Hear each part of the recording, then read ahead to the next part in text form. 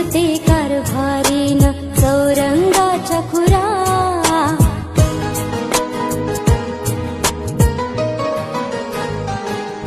नाव गणाचं गोंदायचं आणि सुखानं नांदायचं. गाव देवाच्या हुकुमानं नातं नव्यानं सांधायचं. भेट दिली ही गाव देवानं, भेट दिली